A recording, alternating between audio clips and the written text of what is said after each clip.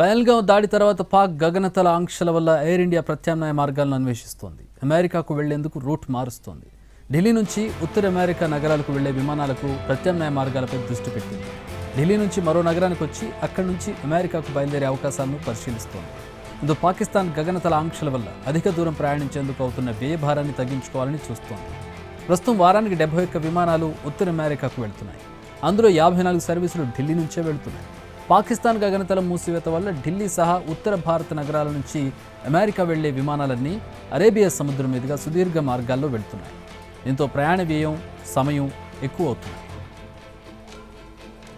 ఢిల్లీ నుంచి అమెరికా వెళ్లే విమానాలకు ముంబై లేదా అహ్మదాబాద్ను టెక్నికల్ స్టాప్గా తీసుకోవడం ద్వారా ఐరోపా నగరాల్లో ఆపాల్సిన అవసరం లేకుండా చూసుకోవాలని ఎయిర్ ఇండియా భావిస్తున్నట్టు తెలుస్తోంది.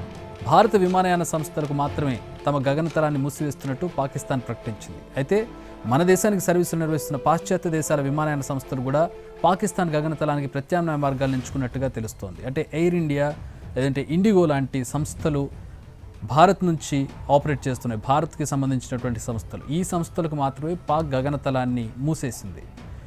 బ్రిటిష్ ఎయిర్వేస్ కావచ్చు, లుఫ్తాన్సా కావచ్చు, లేదంటే ఖతార్ కావచ్చు, ఇలాంటివి కూడా భారతదేశం నుంచి అమెరికాకు ఆపరేట్ చేస్తుండే. వాటికి మాత్రం పాకిస్తాన్ తన గగనతలాన్ని అలో చేస్తుంది. కానీ ఆ సంస్థలు కూడా ప్రత్యామ్నాయ మార్గాలను ఎంచుకోవడానికి, ఎందుకంటే పాకిస్తాన్ గగనతలం మీద నుంచి వెళ్ళి వాళ్ళకుండే తెలివితేటలతో వాళ్ళు బై మిస్టేక్ ఇది ఇండియన్ ఫ్లైట్ అనుకొని వాళ్ళు మిస్టేక్ అయితే గనక భారీ నష్టం తప్పదు.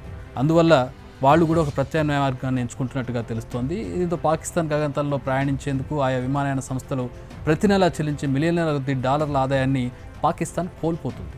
పాకిస్తాన్ గగనతలంలో ప్రయాణించాలంటే పాకిస్తాన్కి ఆయా ఎయిర్లైన్స్ డబ్బు చెల్లించాల్సి ఉంటుంది ఇయర్లీ. అది ఆ ఆదాయాన్ని పాకిస్తాన్ కోల్పోబోతోంది. 2019 ఫిబ్రవరిలోనూ భారత్తో వివాదం సమయంలో కూడా గగనతలంపై నిషేధం విధించిన పాకిస్తాన్ 5 నెలల్లో $10 కోట్ల కోల్పోయింది.